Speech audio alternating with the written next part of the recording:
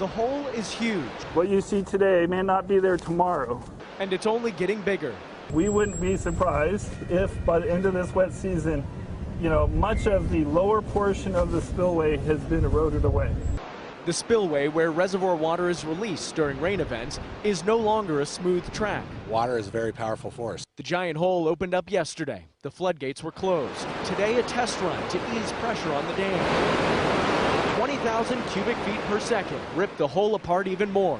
Water blasting cement into the air. A portion of the side guard is now gone. Earth torn away as the brown water crashed towards the river below. And when the gates closed, a larger hole was revealed. Tense moments and concern above the dam and below. The spillway could lead to a more serious situation with the dam itself. Officials, though, quickly calming those fears. We do not believe that there's an imminent danger to the dam.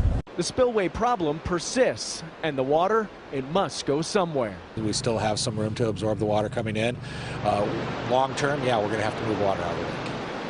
Number of levee breaks along the Cosumnes River at this hour, and a number of homes and streets are flooding, even trapping some people in some areas. Firefighters, friends and neighbors coming together in a sandbag brigade to help keep even more runoff out of this already flooded home. But as water from this swollen Cosumnes River started overflowing its banks, the pressure was too much and the levee gave way. Earlier, Sacramento County Office of Emergency Services warned residents to be prepared, and as expected, the levee started to crumble. It is getting worse, unfortunately. Our levee systems, they were doing their best, but now we are seeing breaches. The rising water not only affecting homes and yards, but even livestock were forced to find higher ground. For many who've been around for decades, they know the river's power, but were banking the levees would hold. We're hoping that the amount of water that is escaping will go into the farmlands, but we're finding that there are some situations where homes may be possibly impacted by this. Officials say it's a waiting game to see just how much water will flow and where. We knew the water was coming and that it was going to end up here. Just where it actually goes and who it floods first and most severe is kind of the unexpected to us. Imagine you're driving on Highway 50 and you run into this, a massive mudslide blocking the road. We have dozens of boulders, large rocks that have come all the way across the highway. Of course, we have lots of trees now down. The tree we see here was sitting 100 feet higher up. It came down in one piece slid to block the road. Now, the contractors tell me we're looking at 4,000 yards of debris. All of this they have to clean up now, but we did actually find out one car got caught in this. That red car over there was a couple with their dog heading to Tahoe. This caught them by surprise. Luckily, all of them are okay. Now, as far as the cleanup, we've seen the first equipment arrive to tackle this mess. They say it's going to take 24 to 36 hours at best to get this entire highway cleaned.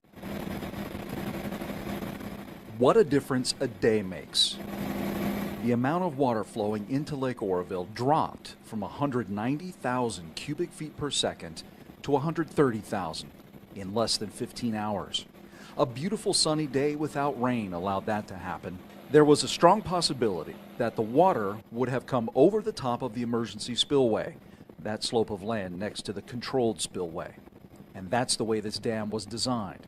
As part of that contingency plan, DWR cleared much of the trees and brush from the emergency spillway.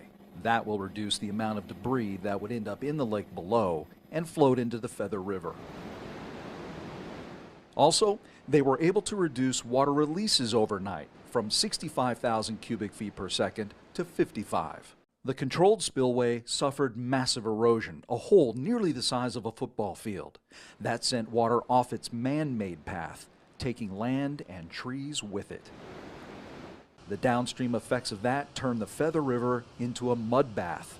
In downtown Oroville, the Department of Fish and Wildlife moved about 4 million small salmon and steelhead from the Feather River fish hatchery to keep them alive.